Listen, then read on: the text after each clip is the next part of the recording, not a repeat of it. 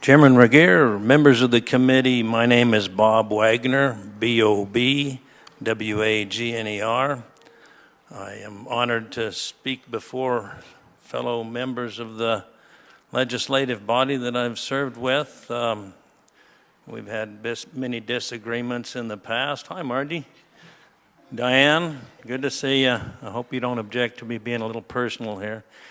I'd like to make a request right off the bat, because as I sit here and I watch, I've been on both sides of this bench, and I'm honored by the two young ladies in the back there. I don't know your names, but I would ask the chairman to request a copy of this document for these young ladies so that you can learn right along with us. Is that doable? Have you passed it out? I have. I'm going to ask I asked for copies for each one of the members. And I'd ask for a copy for those young ladies there because, you know, as I sit here and watch, you know, when you're a legislator, a lot of times you don't realize, you know, who's really paying attention. But those two ladies, by their we'll get it to them. By their expressions on their face, they're very intent on listening here. And I appreciate that. I'm not going to give you any emotional testimony today.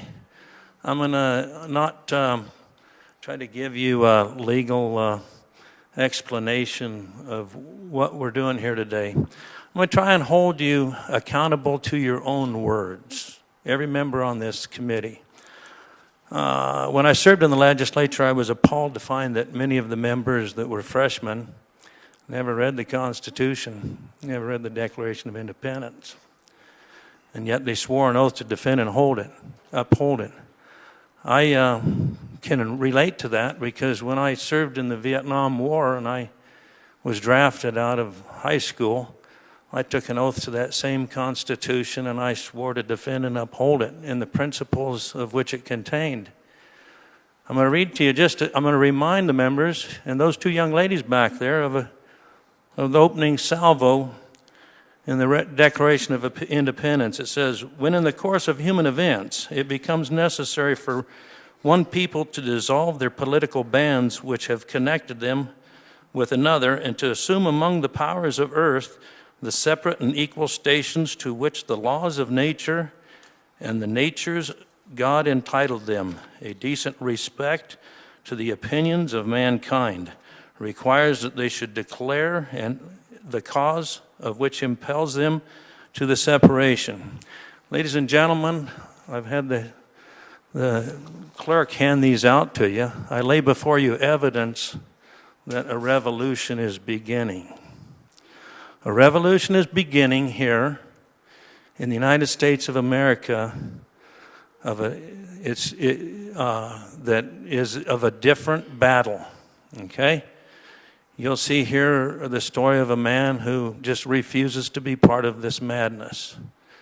And he basically respectfully requests the court to respect his right to have his choice, not to pay for the madness of which we're discussing here that starts with as a consequence of bad public policy.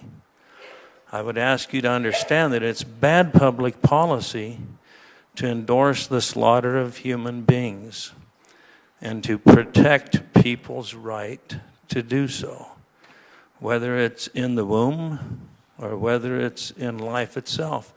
The economic consequences of this battle are showing themselves in the natural law of economics. There's been references to this in previous testimony. $22 trillion worth of national debt could be a spending problem, but it'll always be a revenue problem because those two women at the back of this chambers, their children will be paying this tab. Your children will be paying this tab. And so will my children and my grandchildren and my grandchildren's grandchildren, because this country is not only economically broke, it's economically broke because we're morally broke. We have broken our promise to our oath of office.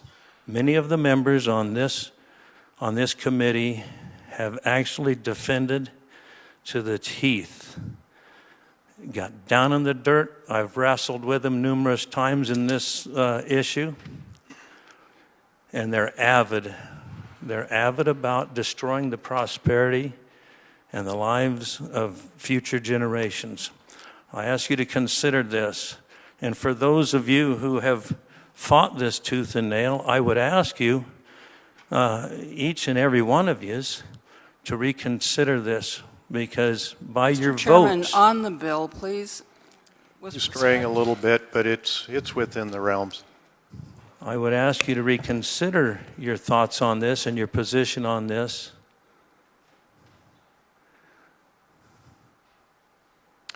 You may continue, Mr. Wagner. I would ask you to reconsider your thoughts on this issue, because by your vote, you have declared yourself to be an enemy of your own word, your oath of office.